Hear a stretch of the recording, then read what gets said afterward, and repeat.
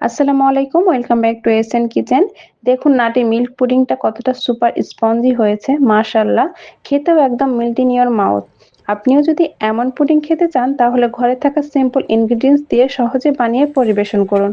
ভিডিওটি ভালো লাগলে সাবস্ক্রাইব করে পাশে থাকুন আর কমেন্টে মাস্ট বি জানাবেন এই পুডিংটা কেমন হয়েছে। চলুন তাহলে নাটি মিল্ক পুডিং বানানোর প্রসেসটা দেখে নেই। এখানে আমি হাফ লিটার দুধ নিয়েছি, দিচ্ছি হাফ কাপ চিনি, 3 টেবিল চামচ ময়দা,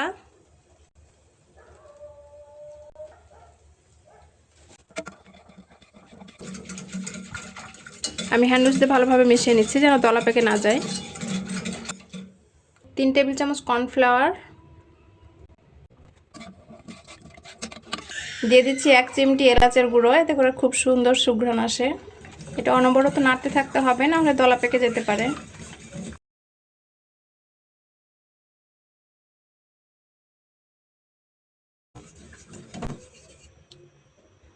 যখন দেখবেন এরকম আঠালো হয়ে গেছে এবং এই যে বড় বড় বুদবুদ উঠছে, এই যে সে পর্যায়ে এটা হয়ে গেছে। এটা নামিয়ে নিতে হবে এবং গরম গরম অবস্থাতে এটা মোল্ডে দিয়ে দিতে হবে। দিয়ে দিচ্ছি 1 চা চামচ ঘি, এটা করে খুব সুন্দর একটা ঘ্রাণ আসে।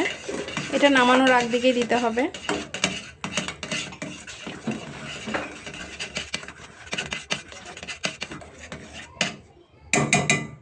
টাইম কাপগুলো নিয়েছি এবং 2টি আইসক্রিমের কাপ নিয়েছি।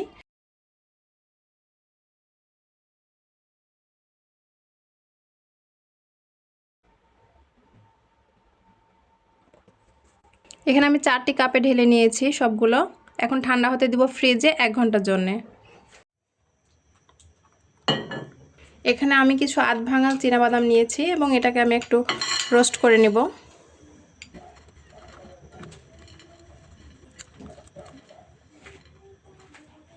হয়ে গেছে, আমি এখন নামিয়ে নেব। আমি এখানে একটা চকলেটের মেল্ট বানিয়ে নেব, সেজন্য এই চকলেটটা নিয়েছি। আপনারা চাইলে দোকানে যে কিনতে পাওয়া যায় 10-20 টাকা চকলেটগুলো, সেগুলো নিলে এনাফ, 2টা নিলেই হবে।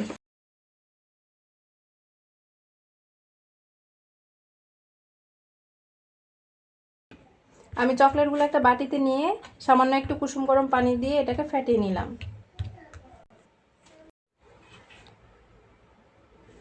ঠান্ডা হওয়ার পর ফিরে আসছি। আমি এরকম আইসক্রিমের কাপগুলোতে নিয়েছি। আপনাদের যদি হাতের কাছে কাপ না থাকে তাহলে এরকম পানির বোতল আপনারা এই পর্যন্ত কেটে নিয়ে এগুলোতেও বানাতে পারেন।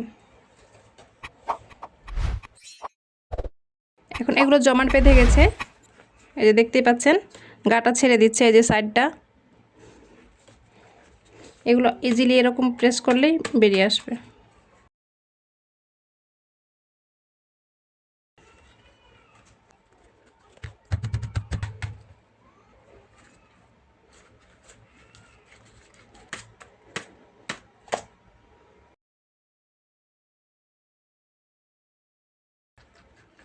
দেখতে পাচ্ছেন কতটা সফট হয়েছে, কতটা স্পঞ্জি হয়েছে দেখতেই পাচ্ছেন। কোনো রকম জেলাটিন বা আগার আগার পাউডার ছাড়াই এত সুন্দর আপনারা পুডিং বানিয়ে নিতে পারবেন ঘরে থাকা কিছু উপকরণ দিয়েই। এরকম এখানে রোস্ট করে রাখা বাদামগুলি আমি নিয়েছি এবং সেটাতে এটা একটু গড়িয়ে নেব, ঠিক এইভাবে। আমি যে চকলেটের মেল্ট করে রেখেছিলাম সেটা এর মধ্যে দিয়ে দিব। দেখার সৌন্দর্যের জন্য আমি একটু নারকেল দিয়ে দিচ্ছি, সম্পূর্ণই অপশনাল। দেখতেই পাচ্ছেন কতটা নরম তুলতুলে হয়েছে। বাইরে ক্রিস্পি বাদামের ফ্লেভার এবং ভেতরে নরম তুলতুলে চকলেটি ফ্লেভার, অতুলনীয় একটা স্বাদ।